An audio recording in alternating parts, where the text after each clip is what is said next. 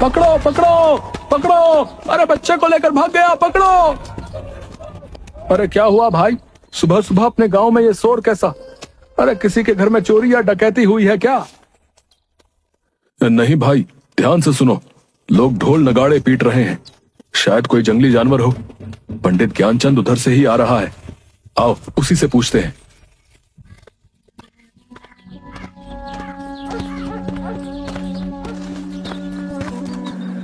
पंडित जी, ये कैसा शोर है? कोई जानवर गांव में घुस गया है क्या?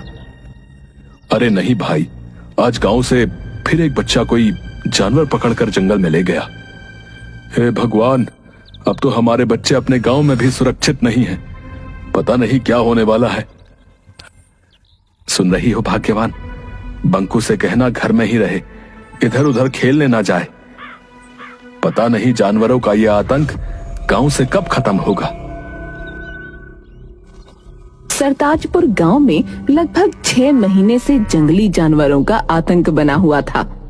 इस कारण शाम होते ही गांव के सभी लोग अपने अपने घरों में दुबक कर बैठ जाते थे। कोई भी नहीं जानता था कि कौन जानवर ऐसा कर रहा है। कोई भालू का आतंक बताता तो कोई सियार का, कोई जंगल के राजा शेर को इसका जिम्मेदार ठहराता। इसी कारण सरपंच हुकुमचंद ने चौपाल पर एक सभा बुलाई थी।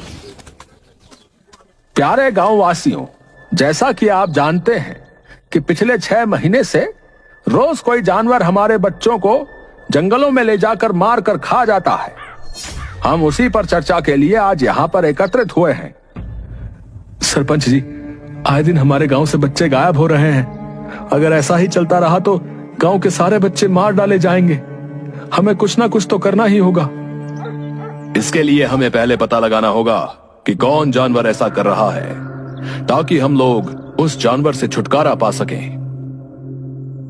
यही ठीक रहेगा, क्योंकि जंगल में तो सैकड़ों जानवर हैं। हम किस किस को अपना निशाना बनाता रहेंगे? लेकिन इसका पता लगाएगा कौन कि किस जानवर की यह करतूत है? इसके लिए एक दल बनाना होगा जो जंगली जानवरों के गांव में प्रवेश पर नजर रखेगा। हाँ, यह ठीक रहेगा। मैं और कल्लू बाबा दोनों मिलकर रात में पहरा देंगे और पता लगाएंगे कि कौन सा जानवर हमारे बच्चों को गायब कर रहा है। तो ठीक है, फिर अगर तुम दोनों पता कर बता देते हो तो तुम्हें गांव की तरफ से 100 स्वर्ण मुद्राएं मिलेंगी, ठीक है? मरेगा, एक दिन सब मरेगा। ए बगले, चल भाग यहां से। जब से हमारे शमशान में रहने आया है, तब से ही पूरा गांव समस्याओं से घिरा है। भोगा एक अजीब सा डरावना व्यक्ति था, जो पिछले 6 महीने से शमशान में आकर रहने लगा था। कई बार शमशान के कुत्तों को मारकर खाते हुए देखा गया था। कुछ लोग इसे औघर बताते थे। कल्लू बाबा और जग्गी रात में गांव के बाहर पेड़ के मचान पर चढ़कर पहरा दे रहे थे। तभी सुबह करीब 4 बजे जंगल की ओर से कुछ खरखराहट की आवाज आती है। कल्लू बाबा, झाड़ियों के झुरमुट से कुछ आवाज आ रही है, चलो चलकर देखते हैं। हाँ चलो, तुम आगे चलो, मैं पीछे से देखता रहूंगा, ताकि पीछे से कोई जानवर तुम पर हमला नहीं कर सके। अरे कल्लू बाबा, तुम तो बाबा हो, भूत पिशाच को तो तुम अपने झोले में रखते हो। तुम आगे चलो ना, मैं तुम्हारे पीछे रहूंगा। ठीक है, लेकिन तुम पीछे मजबूती से डंडे पकड़े रहना। जैसे ही कोई आहट हो, सतर्क हो जाना। चलो आओ मेरे पीछे।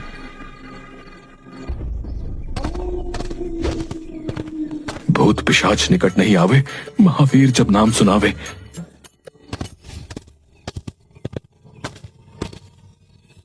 तभी जग्गी के पैरों में कुछ लताएं उलझ जाती हैं, जिन्हें निकालने के लिए जग्गी कल्लू बाबा के कंधे पर हाथ रख रोकता है। कल्लू बाबा को लगता है कि कोई भूत उसे पकड़ रहा है। वो चिल्लाते हुए भागने लगते हैं। भूत भूत भूत, बचाओ बचाओ। जग्गी तुरंत पीछे मुड़कर भागना चाहता है। तभी कल्लू बाबा बचाओ बचाओ करते हुए पीछे मुड़कर जग्गी के गले को पकड़ लेते हैं।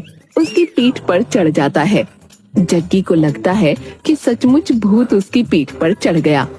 वो पूरी ताकत से दौड़ पड़ता है और लताओं से उलझकर कल्लू बाबा के साथ ही गिर पड़ता है।